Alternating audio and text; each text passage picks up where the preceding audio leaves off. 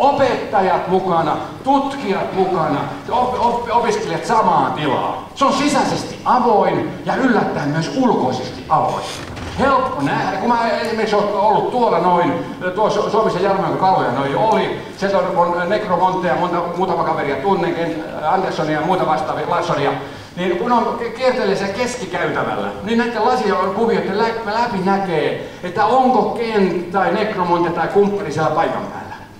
Hei! Mulla olisi tässä porukkaa, tuu vähän kertomaan. Jos ei ole, niin sitten mä siinä voin kiimaisesti kertoa. Katsokaa, tossa on semmonen juttu, että se tehdään tämmösiä.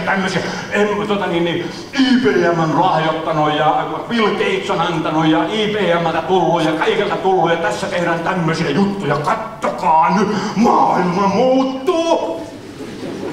Mahtavaa! Ja niin poispäin. Ne on niinku... Näin ne pystyy katselemaan, täältä ikkunat läpi te pystytään katselemaan. No millaisia meidän tilat on? Ovia kiinni ja käytävää. Tuolla on jotakin, mä en pääse. Tässä on muuten aika huvea juttu, en pääse. Tääkin on, mutta en mä tiedä, kun ovi on lukossa. Se on, saattaa olla, kokeillaan, onkohan se nyt paikalla. Siis tehkää hyvät ihmiset tommosia sinne H-siipeen.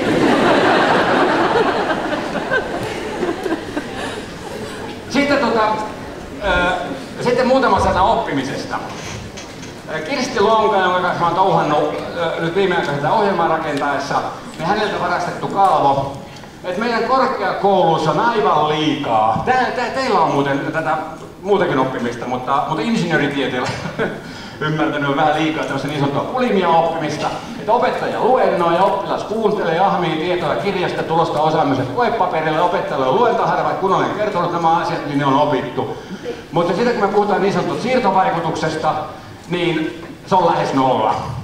Minkä oppii nopeasti, se nopeasti myöskin unohtaa. Mulla on korkeakoululta, mä oon aika hyvin menestynyt tuolla korkeakoulussa. Viimeisenä iltana luettu, mitään en muista kokeilla. Se on ihan taattu juttu. Sitten toinen semmoinen mielenkiintoinen juttu on, että me uskotaan, että ihminen uskoo minkä näkee. Niin näin ei ole. Ihminen ei usko mitä näkee, vaan hän näkee mitä uskoo tai olettaa. Eli ihmisten muisti ei toimi kuin kopiokone, vaan ihminen rakentaa sisäisiä malleja. Ja ihminen aina näkee sen, minkä mallin mukaan hän miettii sitä juttua. Se on aina näin. Ja sen takia on hirveän tärkeää ensin diagnosoida, että miten meidän oppilaat oikein ajattelee tästä asiasta. Ja problematisoida ne. Jos ei me problematisoida, niin ne vaan vahvistaa sillä meidän täysin erilaisella opetuksella omaa alkuperäistä näkemystänsä. Se on valitettavasti näin.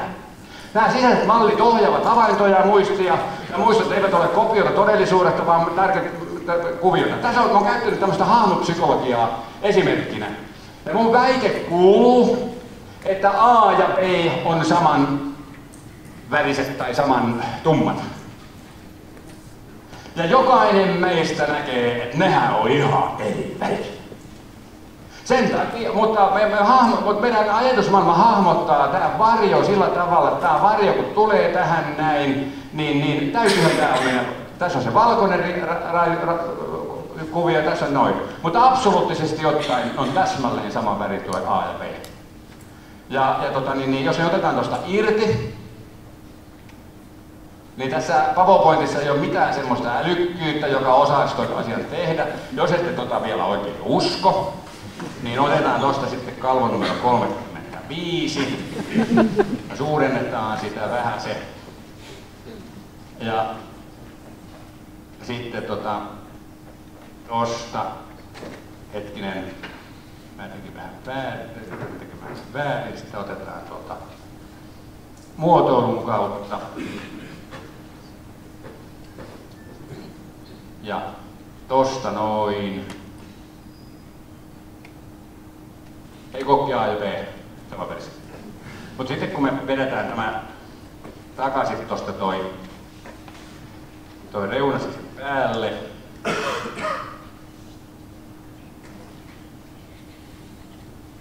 ja alkaa jotenkin vaan yhtäkkiä meidän malli vaikuttaa siihen, että ei, me hahmotetaan se vaan eri tavalla. Meidän malli, varjo, panee meidät tulkitsemaan ne saman värisiksi, vaikka absoluuttisesti ottaen on ihan eri väriset. Ja tämä on johtanut siihen, että kun me puhutaan oppimisesta, niin on ennen oppiminen nähtiin mielen sisäisenä toimintana, kun onnistuminen riippuu yksilön ominaisuuksista, eli kyvystä muistaa ja hahmottaa asioita. Tällä hetkellä se nähdään tämmöisenä prosessina, se on sosiaalinen prosessi, tapahtuu sosiaalisissa verkostoissa, erilaisten sulautuvien ympäristö, kuten tilojen ja paikkojen ja teknisten järjestelmien palveluiden ja muiden ihmisten tukemana. Kiinnostus, innostus ja muut akateemiset tunteet vaikuttaa vahvasti oppimiseen ja uuden tiedon luomiseen. Jos ihmiset eivät ole kiinnostuneita ja innostuneita tutkimusasiasta, niin ei tahdo syntyä mitään. Kiinnostus ja innostus on tärkeää. Ja tämä on johtanut sitten taas, mennään nopeasti läpi. On syntynyt uusia oppimisen metodeja, joista tämä problem-based learning on ehkä tunnetuimpi. Siitä on sitten jo tullut jo P5, problem, project, product, process, people-based learningia ja ilmiöpohjaista learningia ja learning by development, peer-to-peer ja verkkoja, hyppiä, keissiä, monimuotoja, sulautuvaa ja kaikkea muuta vastaavia. Ja nyt sitten nämä tunteet ja vaikuttimet oppimiseen, näitä niin kuin mietitään. Mutta näillä on hirveän iso vaikutus oppimiseen. Tässä on yksi väikkäri tehty tuolla Helsingissä Vihdin koulussa. Siinä tämä Jorma Kuusela ilmiöpohjaista opetusta katteli ja mietti tämmöistä käsitteellisen ajattelun, formaalin ajattelun tasoa, mitä peruskoulussa 12-vuotiaana. Tässä on tuossa alakoulusta, tässä siirtyy yläkouluun ja sitten menee lukioon. Lukioiden suuri ongelma on, että meistä 2/3 meidän koululaista menee lukioihin, ja vain 1/3 on käsitteellinen ja ajattelukyky riittävän kypsä lukiossa opiskelua varten. Eli puolelle lukiolaisista on erittäin suuria oppimisvaikeuksia. Ja sitten tämä Jorma Kuusela päätti miettiä, että voisiko hän ikään kuin parantaa tämmöisellä ilmiöpohjaisella oppimisella tätä formaalin ajattelun parantamista. Tässä näkyy selvästi, että 1/3 kehittyy tämä formaali ajattelu, käsitteellinen ajattelu riittävän kypsäksi, ja näistä sitten 2/3 menee lukioon. Ja hän teki intervention tänne 6. luokalle tohon kohtaan, antoi heille tämmöistä 2 tyyppistä opetusta, eli Cognitive Acceleration in Mathematics Education ja Cognitive Acceleration through Science Education. Antoi 1 vuoden aikana joka viikko 2 kaksoistuntia, tai 1 kaksoistunnin jokaiselle luokalle. Tulla 6. luokalla. Mittas ensin, että mikä on heidän osaamisen taso ennen kouluun tulemista, sitten 6. luokalla ja sen jälkeen tätä siirtovaikutusta myöhemmin. Ja tulokset on ollut hämmästyttävän hyviä. Lähtötaso Vihdin koulussa, tuolla pääkaupunkiseudun kupeessa, oli näiden ihmisten kognitiivinen ajattelu, näitä lasten kognitiivinen ajattelu oli normaalia heikompi. Ei päässyt edes tähän 5% tasolla. Sitten mitattiin 6. luokka, 7. luokka ja 9. luokka. Ja sitten hän teki väikkärin ja sitten on seurattu vielä, kun hän on kirjoittanut ylioppilaiksi. Mutta siitä ei ole enää tieteellistä materiaalia. Mutta nämä mittaukset on hämmästyttävän hyvät. Tällä uudella opetusmetodilla jo 6-luokkalaisten ajattelu oli parempaa, käsitteellinen ajattelu oli kuin keskimäärin 9-luokkalaisen.